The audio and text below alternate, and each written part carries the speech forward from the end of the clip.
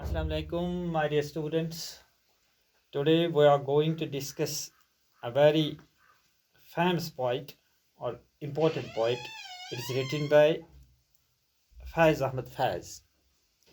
The poem is actually written in Urdu and it is translated by Nomi Lezard. Faiz Ahmad Faiz, who was Faiz Ahmad Faiz? Faiz Ahmad Faiz, it is considered to be a very famous and revolutionary poet Indian subcontinent has produced. His works, especially his poems, are translated widely into English and other languages. Faiz was born in 1911 in Sialkot, Pakistan, and he died in 1984. He was the first person who was awarded the Lenin Peace Prize. First Asian who got this award, Lenin Peace Prize. And he was the first from India who was nominated for the Nobel Prize for Literature. Now, this was about Faiz Ahmad Faiz. Now, going straight to the poem.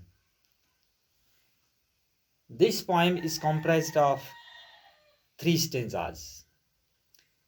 3 stanzas पर ये poem मुनहसिर है, and every stanza comprises of, first stanza comprises of 7 lines, and followed by next stanza, second stanza, it is comprised of 5 lines, and again third stanza is again comprised of rather 6 lines.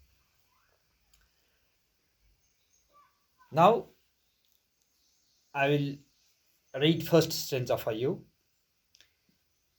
This is the way the autumn came to the trees. It stripped them down to the skin, left their ebony bodies naked.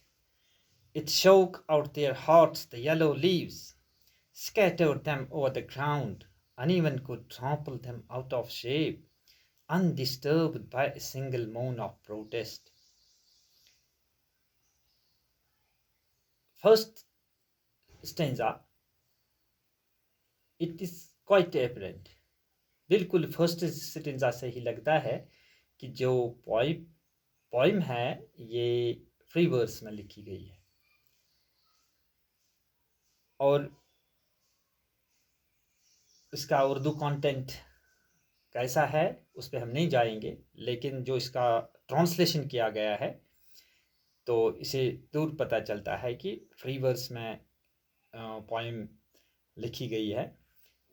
तो poet आखिर इस stanza में, इस poem में क्या कहता है, जो टाइटल है इसका, व्हेन ऑटम केम, ऑटम जो सीज़न है इसका जो दरमियानी जो इसका अरसा होता है, ये सितंबर और नवंबर तक के यहाँ चलता है. इसमें क्या है, this is the way the autumn came to the trees. Poet कहता है कि ये आटम आने का, ये मौसमी खज़ां का अंदाज है, कुछ ऐसे आता है. It's stripped them down to the skin.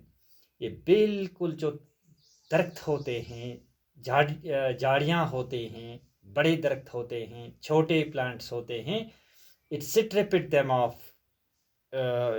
Them down the skin.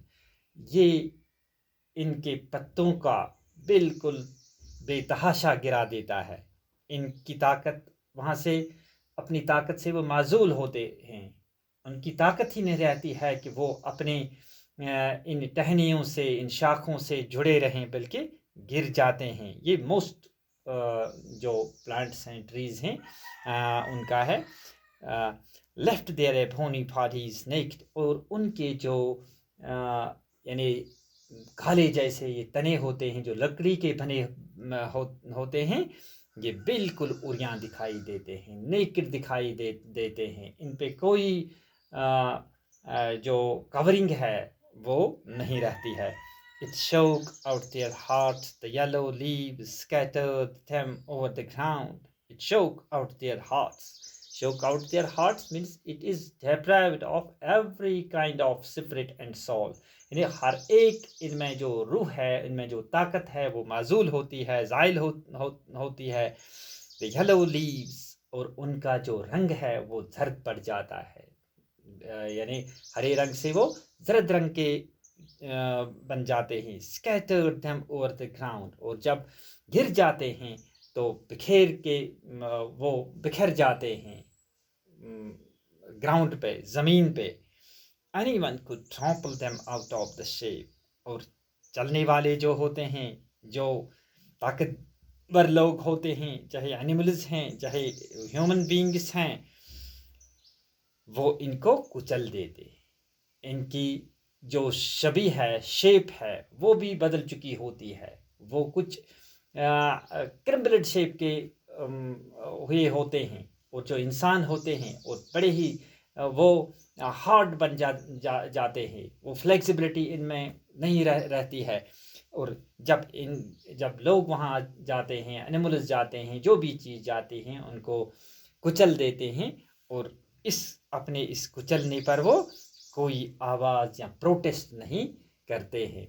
इसका दूसरा मतलब ये है, जो लोग माइटी होते हैं, जो ताकतवर लोग होते हैं, जब उनका गलबा उन लोगों पर होता है जो यानी बेयार मददगार लोग होते हैं, जो कमज़ोर लोग होते हैं, वो बिल्कुल उनका उसी अंदाज में वो कुचल देते हैं, जैसे इंसान उन पत्तों को, जैसे चलने वाले मुसाफिर इन पत्तों को कुचल देते हैं जो ज़मीन पर बिखरे हुए होते हैं, जिनकी ताकत, हर एक ताकत ज़ाइल हुई होती है, और वो कोई प्रोटेस्ट, कोई चीख पुकार नहीं करते।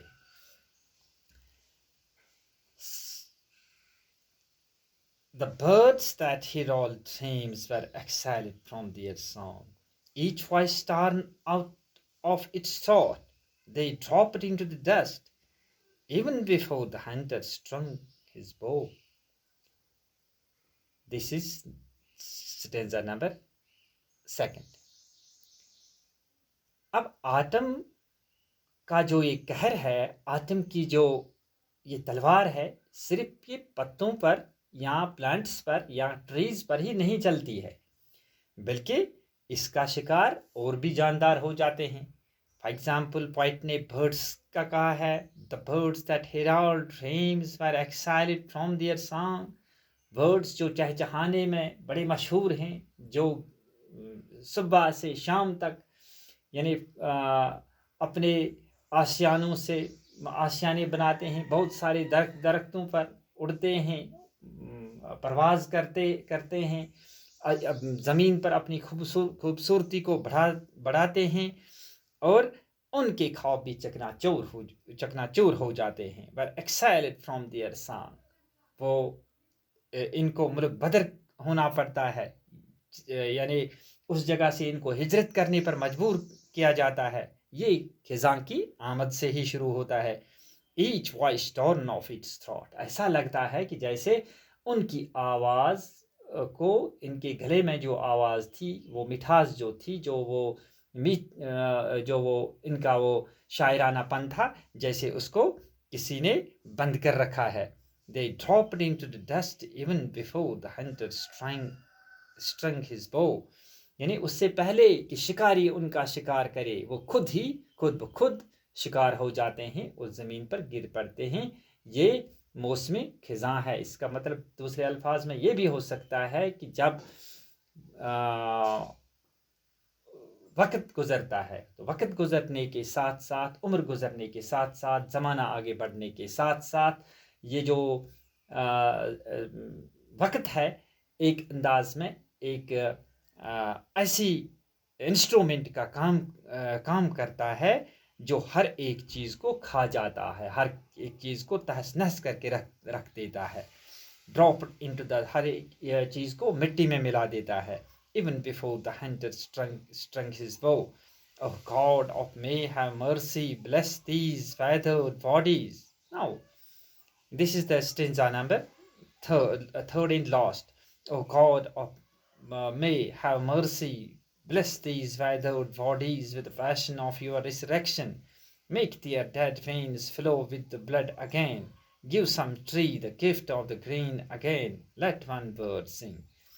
तो वहाँ पोइट जो है, आरिजू पोइट की क्या है, वो अल्लाह से, वो गॉड से मांगता है, जो इस मई को, जो इस मौसमी बहार पर भी कंट्रोल रखता है, जो मौसमी ख़ज़ान पर भी अपनी कुदरत रखता है, उससे कहता है कि ज़रा उन पर रहम खा, उन बॉडीज़ पर जो मुरझे गए प्लांट्स हैं, जो मुरझाए गए दरख्त हैं, जिनसे उनकी अदम मौजूदगी में ज़मीन जो है, समा जो है, बिल्कुल यानी उसका उरियानापन दूर से दिखाई देता है।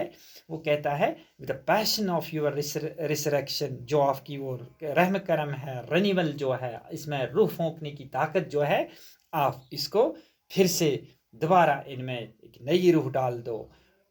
Make their dead veins from flow with blood again, जो इनके ये मुर्दा जिस्म हैं उनमें फिर से जान डाल दी जाए। Give some tree the gift of the green again, और इन ट्रीज़ को आप फिर से जो मौसमी ख़जाने जिनको इस हरे रंग से उनको येलो रंग में येलो इस कलर में चेंज कर दिया था और वो बेरंग होकर नीचे गिर पड़े थे, इनमें वही रंग भर दो जो इनमें पहले था। लेट वन बर्ड सिंग, और मौसमी ख़जाने जिन बर्ड्स को, जिन परिंदों को चहचहाने से रोक रखा था, उन परिंदों में भी इतनी ताकत दे दो, उन परिंदों को भी अपनी ब्लेसिंग से नवाजो कि वो फिर से इसी तरह चहचहाए, इसी तरह गीत गाए, इसी तरह अपने आशियानों पर बसेरा करे, जैसे वो मौसमी बहार में करते थे, जैसे वो क्या करते थे।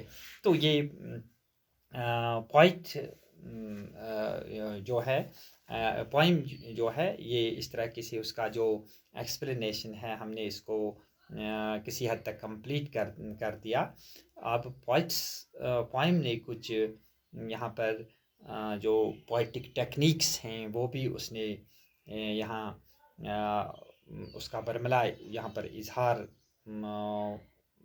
पोइट ने किया है। तो पोइट्स टेक्निक के बारे में कहाँ पर इसको पोइट्स ने कहाँ पर सिमिलीज इस्तेमाल की हैं, कहाँ पर मेटाफर्स इस्तेमाल किए हैं, कहाँ पर और दूसरे पोइटिक टेक्निक्स इस्तेमाल किए गए हैं, तो इनको हम इंशाल्लाह अगले इस लेक्चर में डिस्कस करेंगे, जब हम वो अप्लाइड ग्रामर का वो सेक्शन उठा देंगे। Thank you very much.